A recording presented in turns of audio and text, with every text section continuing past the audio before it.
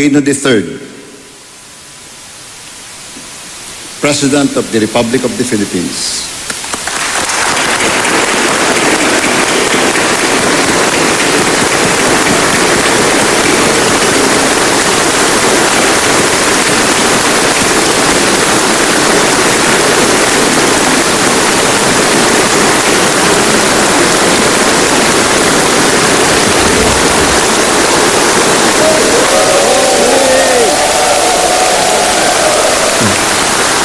Maraming salamat po.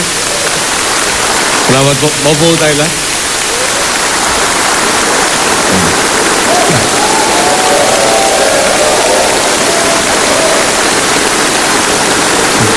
Salamat po muli. Maupo tayo.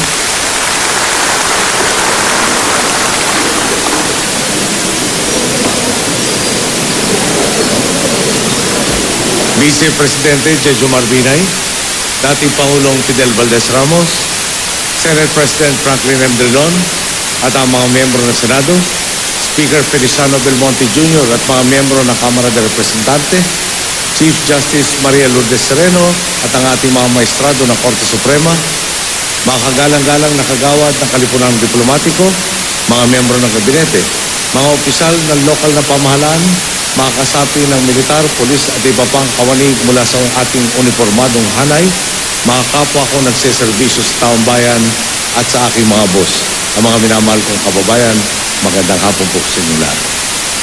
Ito po ang aking ikalimang sona. Isa na lamang ang natitira. May kasabihan po tayo, ang hindi lumingon sa pinanggalingan, hindi makararating sa paroroonan. Kaya marapat lang po siguro tayong magbalik raw noon sa sitwasyon natin. Para bang kahibangan ang mangarap? May burokrasyang walang saysay, patong-patong ang tongpats, at bubukol ang korupsyon sa sistema. Naturingan tayong sick man of Asia. Ang ekonomiya natin matamlay. Ang industriya manipis. Walang kumpiyansang mamuhunan sa ating pambansa. Ang resulta, kakarampot ang trabahong nalilikha. Dinatnan nating tigang sa pag-asa ang mamamayang Pilipino. Marami sa atin ang sumuko at napilitang makipagsapalaran sa ibang bansa.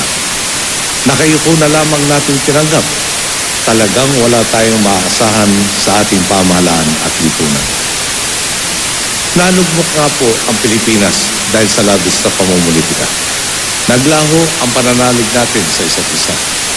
Umina ang kumpiyansa sa atin ng mundo at ang pinakamasakit, nawalan tayo ng tiwala sa ating mga sarili. Sa puntong ito natin sinumulan ang pagtaak sa pinagdaan. Bilang ama ng bayan, nakaatang sa ating balikat, hindi lang ang mga suliraning ating dinatan at mga lumilitaw sa kasalukuyan. Obligasyon ko ring paghandaan ang kinabukasan. Sa bawat sandali, kailangan kong isaalang-alang ang interes at punto de vista ng lahat. Isipan na lang po ninyo, para kang nanonood ng 200 channel sa telebisyon ng sabay-sabay. Kailangan alam mo, hindi lang ang kasalukuyang nagaganap, kundi ang pinanggalingan at paroroonan ng nilalaman ng bawat channel. Bawal malito. At kailangan may tugon ka sa anumang tanong, suwestyon at kritisismo at dapat sagutin mo ito bago pa iharap sa iyo. Hindi po madali ang trabaho ito. At tao lang po ako na kung minsan nagkakaroon din ng agamanan. Ngunit, buo ang aking loob dahil malinaw ang aking pangunahing layunin. Ang ibalik ang gobyerno sa dapat nitong tuon. Ang paglikuran ang taong bayan sa lahat ng panahon.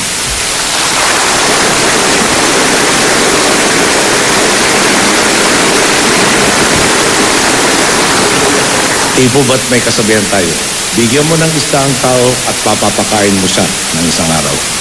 Turuan mo siyang mangisda at habang buhay niyang mapapakain ang sarili niya. Halimbawa nito ay ang TESDA. Sa Training for Work Scholarship Program, nagambag ang DAP ng 1.6 billion pesos. Nakapagpatapos po ito ng 223,615 benepisyaryo. 66% po nito o katumbas ng 146,731 graduates ang nagtatrabaho na ngayon. Iyon naman pong 34% na natira, tinutulungan na rin ng TESDA na makahanap ng trabaho. Tingnan po nyo, lahat ng mga TESDA scholar, nakalista ang pangalan at iba pang datos na pwede nyong kumpirmahin. Kung hahatiin natin, nandiyan po yata sa harapan yung listahan.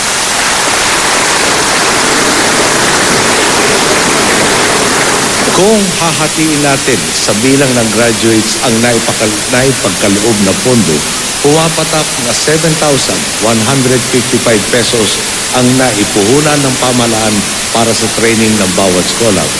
Sa BPO sector, mababa na ang kitang 18,000 piso kada buwan. Kada taon, kikita siya ng 234,000 pesos. Ibigay man ang maximum tax deduction, ang magiging income tax niya kada taon, 7,900 pesos. Ibig sabihin, ang pinuhunan ng Estadong 7,155 pesos sa unang taon pa lang nabawi na, may sobra pa. Ito at ang lahat ng ibibuwis ng ating scholar hanggang mag-retiro siya ay magbibigay naman sa kanyang kababayan ng parehong pagkakataon. Ito po ang mabuting pamamahala.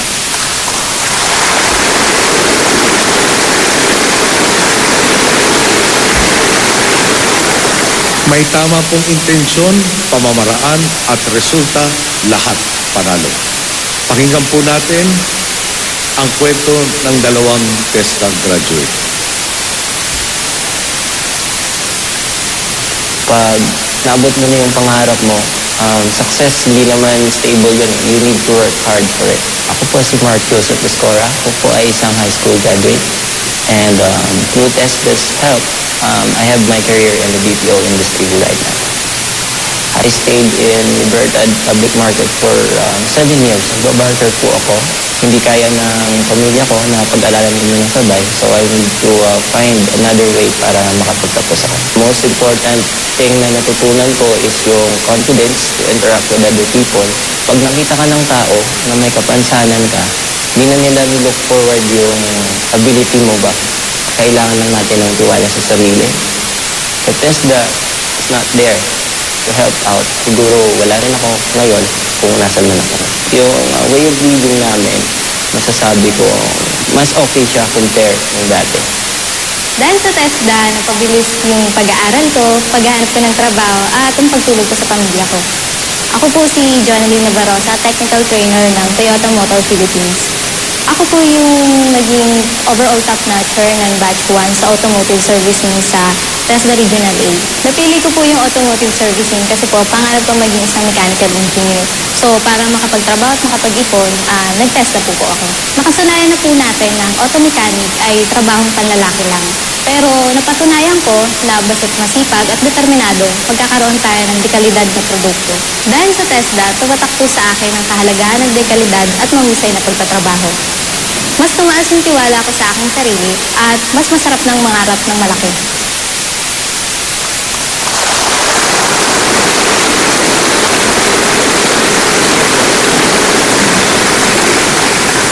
Nasimulan na rin po natin ang Expanded Conditional Cash Transfer Program nitong Hunyo 2014 na may pondong 12.3 billion pesos. Ngayon, suportado na rin ng Estado hanggang umabot ng 18 taong gulang ang benepisyaryo. May magtatanong, bakit? Batay po kasi sa pag-aaral ng Philippine Institute for Development Studies, 40% ang dagdag na sinasahod ng high school graduate kumpara sa grade school lang ang natapos. Namumuhunan po tayo sa pinakamahalagang yaman ng bansa, ang taong bayan. Pinapatunayan ito ng datos ng NEDA.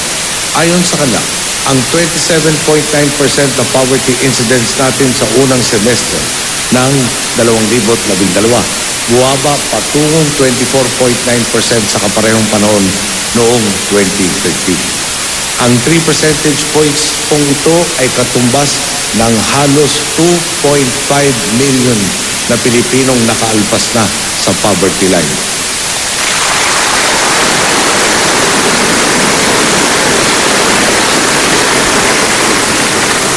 Totoo namang dapat pagtuunan ng masusing pansin ang pinakamahihirap sa lipunan. Pero hindi tayo titigil dyan. Ngayong nadagdagan ang kakayahan natin, sinisikap nating hindi na manumbalik sa ilalim ng poverty line ang lahat na nakaalpas na.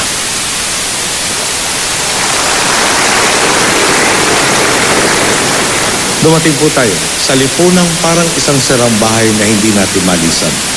Ang malala pa dito, halos wala tayong kagamitan at materials para ayusin ang sira. Nitong mga nakaraang taon, sa pakikiambag ng bawat makapagkapwang Pilipino, nabubuo na natin ang mga kagamitan at materials na ito. Tulad po ng budget na tanging nakatuon sa pangangailangan ng mamamayan. At 4 na sunod-sunod na taon na nating naipapasa sa tamang oras. Kasama nito ang mga batas na nagpapabilis ng pagdating ng pakinabang sa ating mga